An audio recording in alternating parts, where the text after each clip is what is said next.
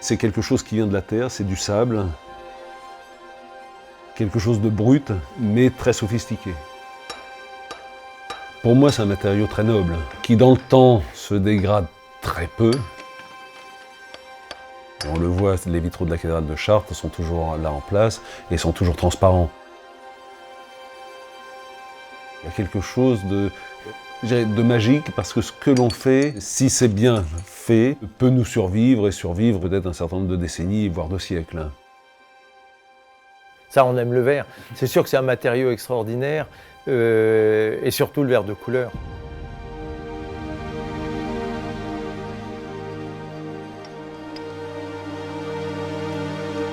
Bruno et Hervé Loire, maître verrier à Chartres.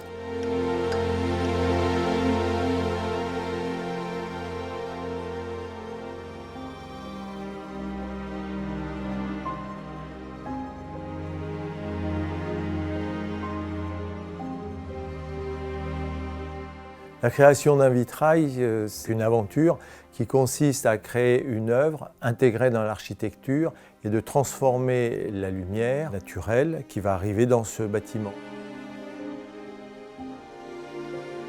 Au début de chacun des projets ou à chaque demande, on va sur place pour s'imprégner du bâtiment et de l'esprit du bâtiment. Comprendre au mieux ceux qui vont vivre dans ce bâtiment, écouter leurs demandes en termes de symbolisme ou de figuration. Mais à l'intérieur de ces contraintes, on est complètement libre de s'exprimer et de créer.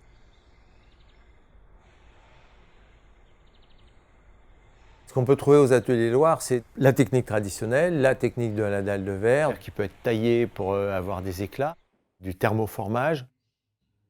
Donc on a plein de possibilités pour transformer l'effet de la lumière dans cette matière. Le créateur du vitrail va faire le dessin à petite échelle qui sera validé par le client, le carton grandeur d'exécution, et ensuite la coloration, c'est-à-dire le choix des verres par rapport à la maquette. Et là, on a une très grosse responsabilité, parce qu'il ne faut pas se tromper.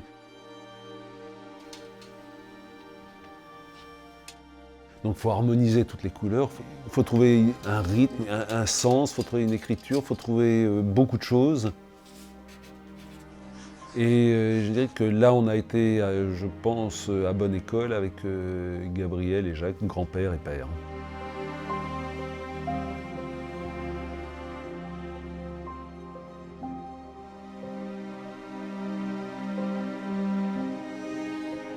Ce qui a été transmis de génération en génération, ce n'est pas tellement un savoir-faire, c'est plus un état d'esprit tourné vers l'innovation, la recherche, la création. Le plaisir aussi à pouvoir et à vouloir appréhender des projets monumentaux. Un vitrail monumental aura 2 niveaux de lecture. C'est exaltant parce qu'on a encore moins de raisons de se tromper. C'est des défis qui sont assez extraordinaires.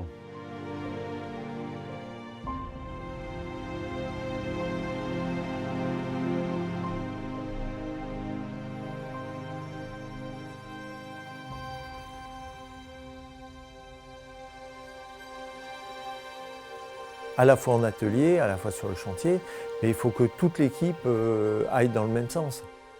S'il n'y a pas un esprit d'équipe, on ne peut pas arriver à faire des projets comme on le fait. Ils comprennent notre façon de travailler, ils comprennent tes dessins.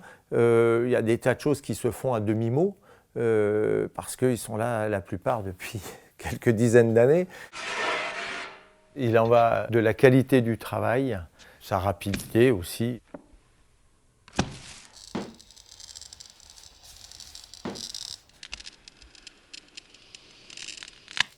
On ne peut pas tout faire vite, il faut le faire bien, prendre le temps. Et à partir de là où on respecte le verre, il nous donne une satisfaction énorme.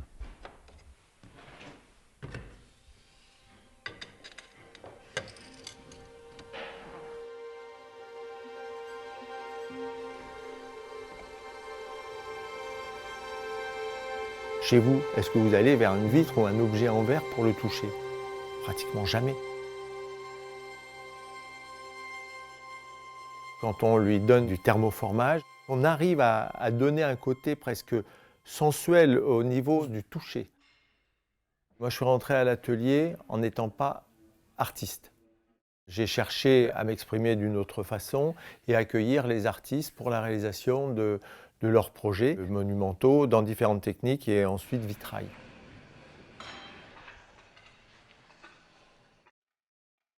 La demande de l'artiste, ça nous pousse à rechercher.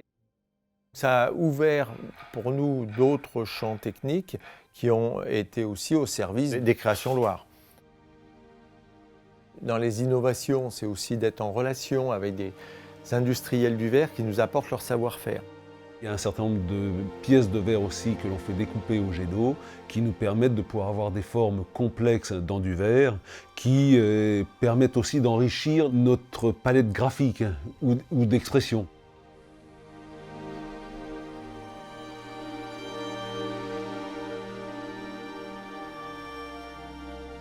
Chaque vitrail, chaque création est différente.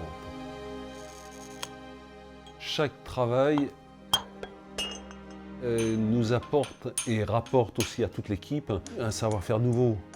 Tous les jours, on apprend. On peut être élève toute notre vie.